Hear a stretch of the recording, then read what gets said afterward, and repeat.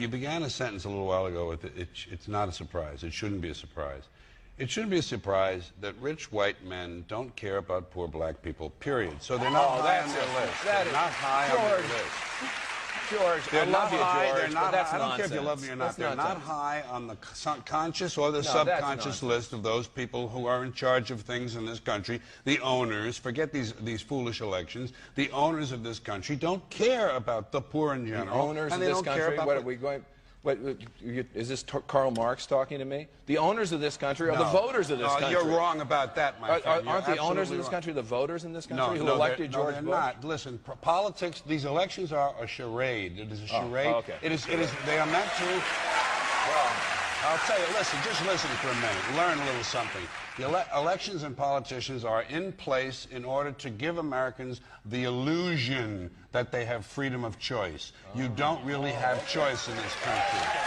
Well, and let me ask you this about the looting. Would you agree that there was two kinds of looting? That there was the kind where people were desperate because they were starving and maybe were taking food out of a store, and then there were some people who were taking stereo equipment. Yeah. Would you agree that there was two kinds of looting? Yeah, people were walking away with television sets. Hey, would you agree that there was those two kinds of looting? Yes. Okay. Well, then is it not wrong for the president to issue an ultimatum that there was zero tolerance and thereby encourage his right-wing flacks in the liberal media to go ahead and say this gives us license to suggest that we shoot people on sight, as if in the middle of this crisis where so many people are dying already, what we need to do is shoot Tyrone because he's getting out of Circuit City with some soggy tweeters. And I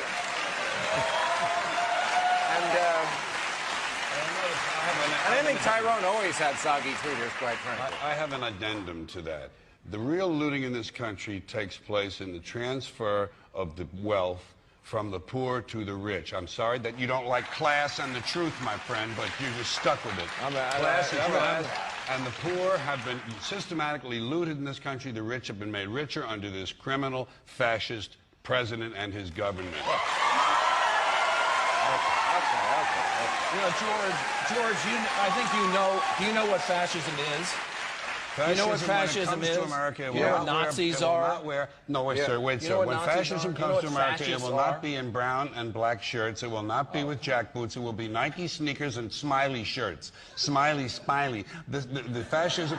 Germany lost the Second World War. Fascism won it. Believe me, my friend. Fascism is when corporations become the government. Yes. And that's sort of what we have. And poverty has gone up. So 17. George, you think that looting is looting okay if there's no hurricane? First of all, property. Can you break into tweeters whenever you want? We're talking about. I have no problem with theft. May I be honest with you? I have no problem with theft. It's true. But wait a sec. We're talking looting. We're not saying. You know, this reminds me of the O.J. situation. It wasn't that O.J. was innocent. We all knew he killed his wife. Okay. It's not that looting is good. We all know looting is bad. It's the priorities. It's the fact that white people obsessed on one black guy getting away with a crime once, when it had worked in reverse 1 billion times more. The same way they're obsessing about a few people getting away in the middle of this much bigger crisis. It's a matter of what's proportional.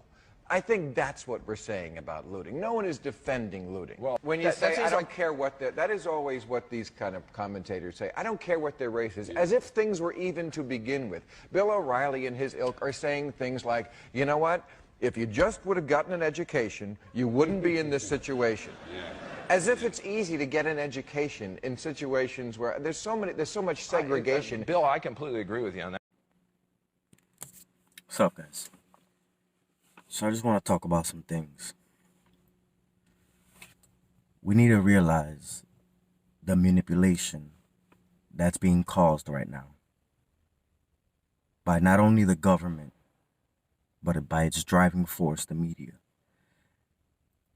The media, whether left, right, liberal, conservative, Democrat, Republican, they're causing a divide. And you guys are not seeing it.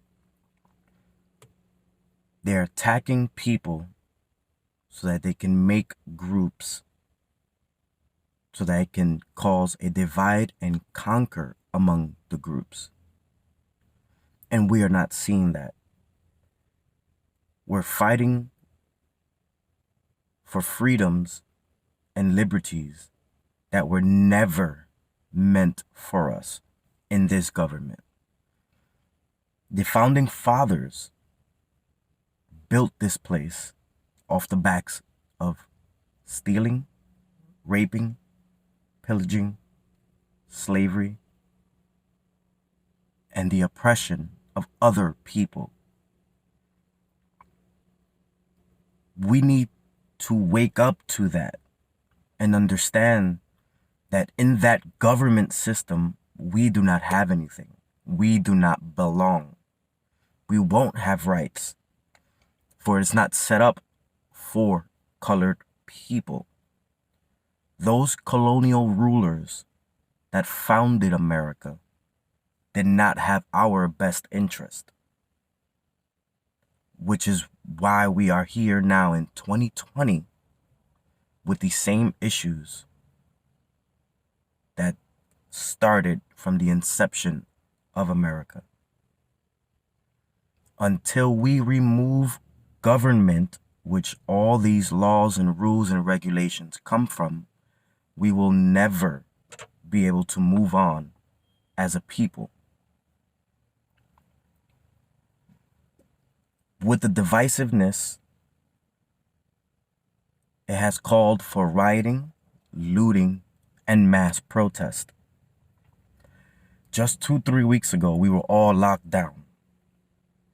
40+ million people out of jobs. The only thing open, certain grocery stores, liquor stores, Walmart, Target. What was closed? Schools, churches, places of worship. And now where's everybody? Out in the streets. When just 2 weeks ago, everybody was afraid of the coronavirus and what it can do to you. Now we have seen all the lies and all the number manipulation that the media has done with the coronavirus. We know that the death rate is far less than the flu.